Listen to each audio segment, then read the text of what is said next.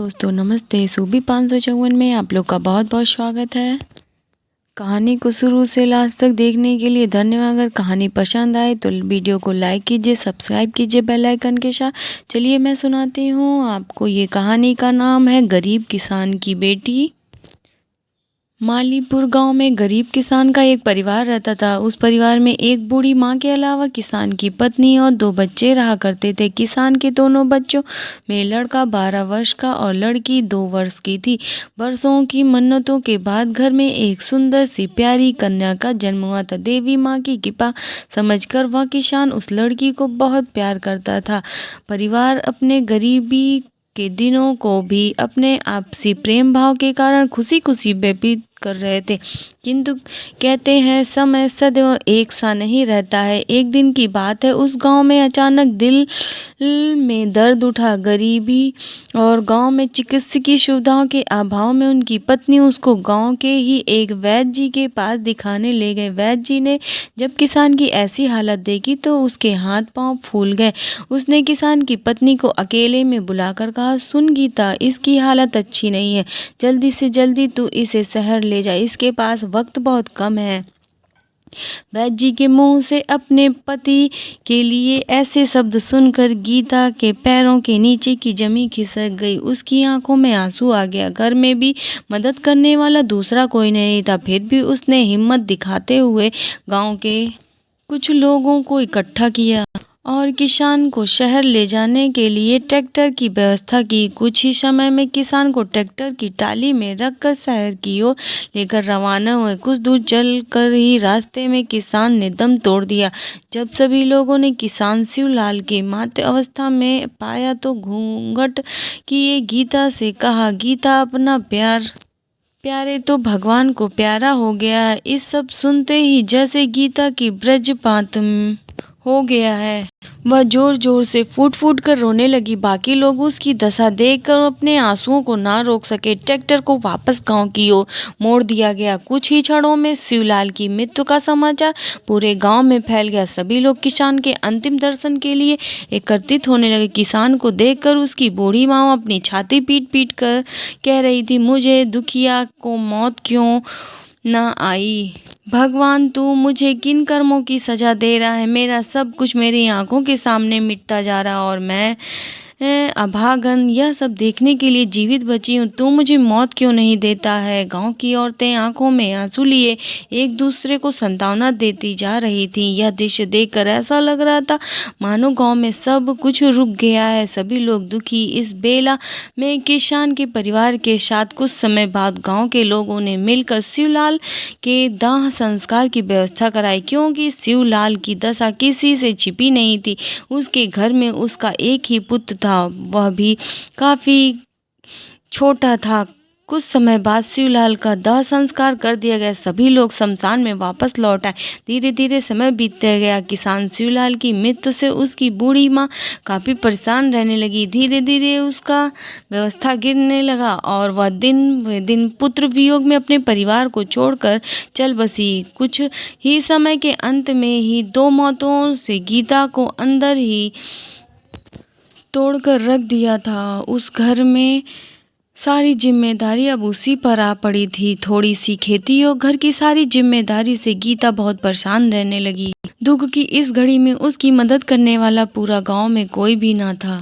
वह सोचने लगी कि हम दुखियों को कब तक कोई मदद करे। टूटी क्यों कोई बूटी देगा। जब हमारी किस्मत में ईश्वर ने इतने सारे दुख लिख दिए हैं तो भला कोई सुख कैसे दे सकता है। धीरे धीरे घर की आर्थिक स्थिति गिरने लगी। हालात यह देखकर पहुंच गए कि 2 वक्त का भोजन भी जुटाना मुश्किल हो गया। तब बेचारी गीता से यह सब भार उठाना ना गया तो उसने किसान के एक मित्र गोपाल के लिए, भाई साहब आप कुछ करके मेरे लड़के को शहर में कुछ काम दिलवा दीजिए, शायद मेरा घर बर्बादी से बच जाए। आपका मुझ पर बहुत उपकार होगा। गोपाल शिवलाल का बहुत अच्छा मित्र था। उसके अपने मित्र की पत्नी पर बहुत दया आई। उसने अपने शहर में एक मिलने वालों से कहकर शहर के ही एक ढाबे पे काम दिला दिया। छोटी सी उम्र में जिन बच्चे को खेलना कूदना चाहिए वह अब जिम्मेदारी की तले पर दब गए थे। मजबूरी ने उस बालक को छोटी सी उम्र में ही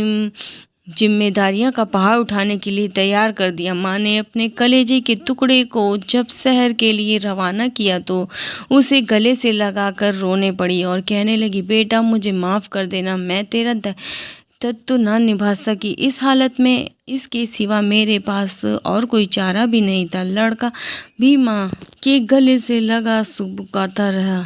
हालात का मारा परिवार करे तो क्या करे। जब किसान का बेटा राजू अपने काम पर शहर पहुंच गया, वहाँ वह दिन भर मेहनत करता और शाम को भोजन करके सो जाता। धीरे धीरे समय बीतता रहा। राजू को काम करते ने अब पूरा 1 महीना बीत चुका था। आज उसकी पगार मिलने वाली थी। राजू को जैसे ही पैसे मिले उसने उन पैसे को गाँव के ही एक व्यक्ति द्वारा अपनी माँ को भिजवा दिया, जिससे वह अपने घर का कुछ खर्चा चला सके। माँ को जब राजू द्वारा भेजे पैसे मिल गए तो उसे जितनी खुशी पैसे मिलने में उतनी ही दुखी अपनी नन्ही सी जान को दूर करने में भी था।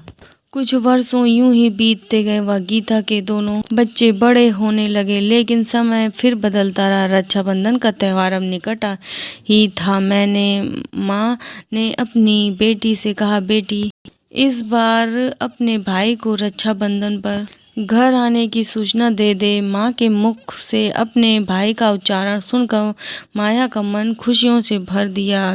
10 वर्ष छोटी होने के कारण वह अपने भाई को ठीक से पहचान ही नहीं पाती थी, क्योंकि राजू छुट्टी न मिलने के कारण घर पर ही काम आ पाता। बहन खुशी खुशी गांव के डाकिया चाचा के पास गई और बोली, चाचा मेरे भाई को रक्षाबंधन पर घर आने की सूचना दे दिया जाए।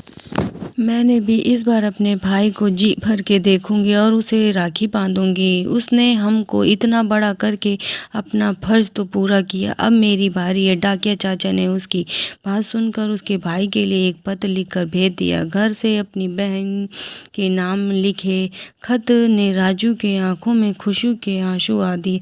उसने अपने मालिक से रक्षाबंधन पर घर जाने को अपनी अर्जी दे दी और पैसा, कपड़े, मिठाई सभी तैयारियां करके मन में फूला नहीं समाते हुए अपने गांव जाने के लिए निकलता ही था कि रास्ते में एक वाहन ने उसको टक्कर मार दी। मन में अपनी बहन से मिलने की आस लिए राजू की आत्मा उसका शरीर छोड़ चुकी थी।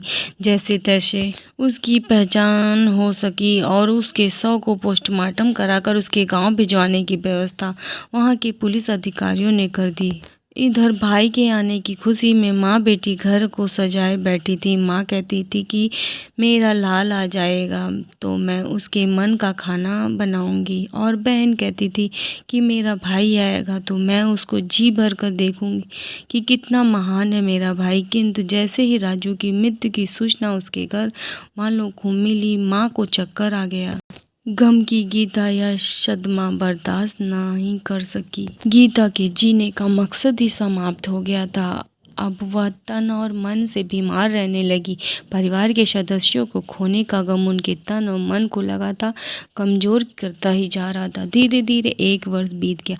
अगले वर्ष जब रक्षाबंधन का त्यौहार आया तो गीता को अपना गुजरा वर्ष याद आ गया। अंदर ही अंदर वह इतना दुखी हुई कि उसका हार्ट फेल हो गया और वह अपनी बच्ची माया को अकेला छोड़कर प्रभु के पास चली गई। अब बेचारी छोटी सी जान माया पूरे घर को अकेले ही रह गई। उसके पास रोने के लिए आंसू भी ना बचे। अपने हंसने के दिनों में रोते रोते उनके आंखों भी सूख चुके थे।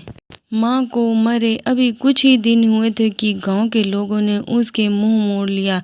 उस गांव के कुछ सयाने लोग ने उसे नन्ही सी जान लेने की तरकीबन सोचने लगे। बेचारी माया गांव में जहां तहां काम करके मांग कर अपना पेट भरने लगी। जब भी उसका मन दुखी होता तो वह गांव से बाहर बने एक मंदिर में जाकर बैठ जाती।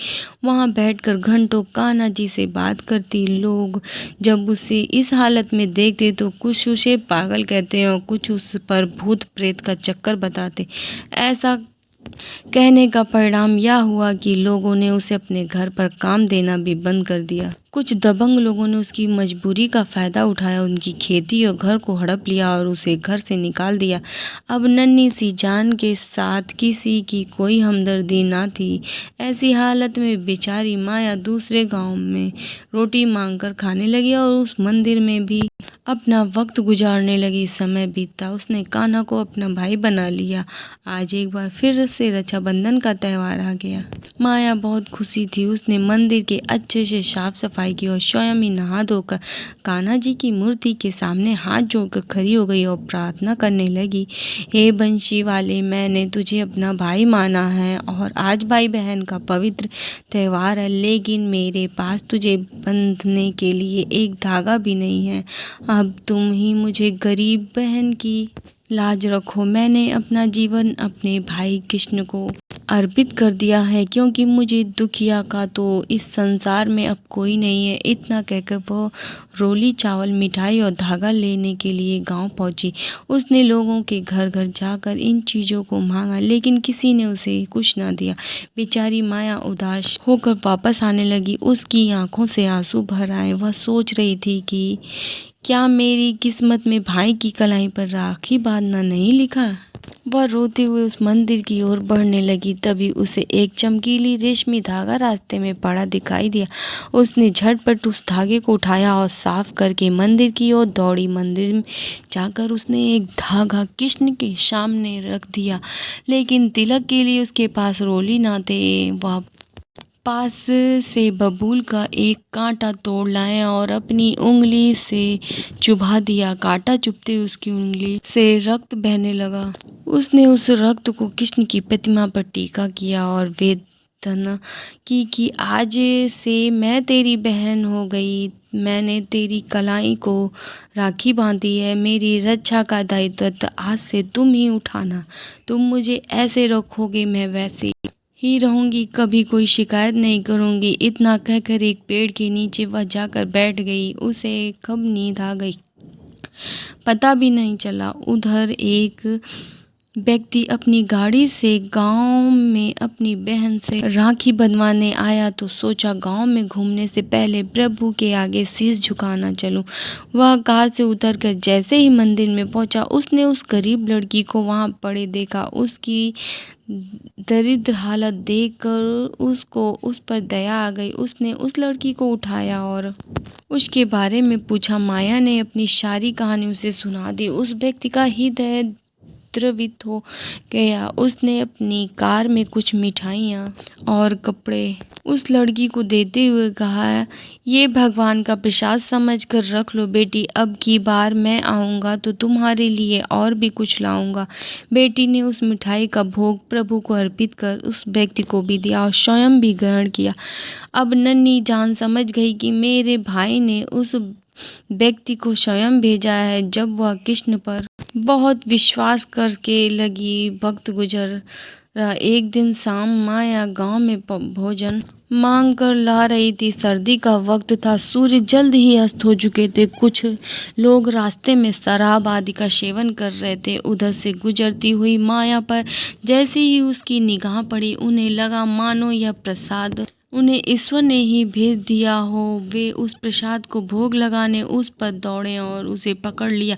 बेचारी माया इतने शराबियों के बीच कैसे बच पाती। वह जोर जोर से चिल्लाने लगी, लेकिन उसकी मदद के लिए कोई नहीं आया। थक हार कर उसे अपने भाई कृष्ण की याद आई। उसने भैया मुझे बचाओ, भैया मुझे बचाओ कहकर कृष्ण को पुकारना प्रारंभ कर दिया। थोड़ी देर में पुलिस की एक गाड़ी उधर से गुजरी। उन्होंने लड़की की आवाज़ सुनी तो अपनी गाड़ी का सायरन बजाया। सायरन की आवाज़ सुनकर शराबी भाग गए और वह लड़की माया लपक कर पुलिस वालों के पास पहुंच गई। उसे लगा कि आज फिर उनके भाई ने उनकी लाज बचाने के लिए उन पुलिस वालों को भेज दिया है। वह दौड़कर उससे लिपट कर रोने लगी।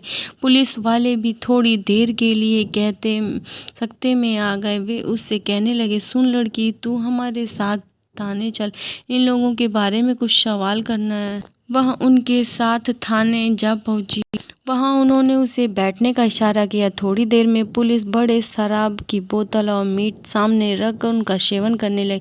बेचारी माया यह सब देख घबराने लगी। उसने मन ही मन कान्हा को याद किया। जब पुलिस वाले नशे में धुत हो गए तो उस लड़की को पकड़कर उसके साथ जोर जबरदस्ती करने लगे। माया तो मानो आसमान से गिरी खजूर पर अटक आई। वह जैसे ही चिल्लाई, एक पुलिस वाले ने उसका मुंह बंद कर दिया। वे माया को उठाकर बिस्तर की ओर ले जाने लगे। तभी अचानक एसपी साहब का दौरा हुआ। थाने के बारे में खड़े गार्ड जब तक कुछ समझ पाते तब तक एसपी साहब उसके निकट आ चुके थे। उन्हें सैल्यूट करने के बाद और उनके पास कोई उपाय ना था, एसपी साहब स्वयं थाने के अंदर चले गए। जैसे ही उनकी नज़र उस थाने के नज़ारे पड़े, वह दंग रह गए। उन्होंने उस गार्ड को कहा, जरा दरोगा जी को बुलाओ। बेचारी गार्ड दरोगा जी के पास पहुंचा तो दरोगा जी नशे में धुत थे। एसपी साहब के आने की बात सुनते ही उसका सारा नशा उतर गया। वह तेज कदमों से एसपी साहब की अरे और बढ़े तो एसपी साहब ने उसकी क्लास लगा दी। अपने मोबाइल में सारी रिकॉर्ड वह पहले ही कर चुके थे। उन्होंने कहा, यह सब क्या है? क्या इसी तरह से थाना चलाया जाता है? आपको किस कार्य के लिए तैनात किया गया है? जुर्म कम करने या बढ़ाने के लिए? दरोगा जी एसपी साहब की सारी बातें सिर झुकाए सुनते रहे। उनके पास किसी बात का कोई जवाब ना था। माया बेचारी अर्धनंग अवस्था में एसपी साहब के सामने खड़ी काँप रही थी। एसपी साहब ने अपने गार्ड को उसी गाड़ी में बैठाने का आदेश दिया। समाचार अखबार में सुर्खियां बन गया। एसपी साहब ने अपने गार्ड को उस गाड़ी में बैठने का आदेश दिया और उसे कार्य लेकर पहुंचे। वहां जाकर सबसे पहले पूरे थाने में वह जगनकृत्य के लिए निलंबित कर दिया और फिर माया को अनाथ आश्रम भिजवाने की व्यवस्था की। साथ ही उन्होंने सख्त हिदायत दी कि अनाथ आश्रम में इनके या अन्य किसी बच्चे के साथ अमानवीय व्यवहार किया गया तो उनके विरुद्ध भी सख्त कार्रवाई होगी। अगले दिन पूरे थाने में निलंबन का समाचार अखबार और सुर्खियों में आ गया। चारों ओर एसपी साहब के कार्य की चर्चा होने लगी। माया ने कुछ समय अनाथ आश्रम में भी व्यतीत किया। फिर एक दिन जब वह रात को अपने कृष्ण को याद करके सो रही थी तो प्रभु ने उसे दर्शन देकर कहा, बहन अब तुम्हारे बुरे दिन समाप्त हो चुके हैं। अब जल्दी तुम्हारे जीवन में नया सवेरा होगा। इतना सुनकर उनकी आंखें खुल गई। वह अपने भाई का दर्शन पाकर धन्य हो गई। अब वह रात भर उनकी मोहिनी मूरत का ध्यान करके खुश होती रही। एक बार फिर से नई सुबह आई। उस व्यक्ति अपनी पत्नी के साथ एक बच्चे को गोद लेने के आदेश से अनाथ आश्रम में आए। पहले तो वह अकेले लड़के को गोद लेना चाहते थे, किंतु जैसे ही उनकी निगाह माया पर पड़ी तो उनका विचार बदल गया। ऐसा लगा मानो किसने ही उनकी बुद्धि बदल दी। उस लड़की को गोद लेने का आग्रह किया। सारी कागजी कार्रवाई करके के उपरांत ने उस लड़की माया को गोद लेकर अपने घर पहुंचे, जहां वह अपने औलादों से ज़्यादा प्रेम करने लगे। माया भी अब अपने भाई कृष्ण को प्रतिदिन याद करती। उसने उस घर को प्रभुमय बना दिया। उस घर में एक बार फिर से खुशियां वापस लौट आई थी। सच में प्रभु ने अपनी बहन की लाज एक बार फिर बचाई।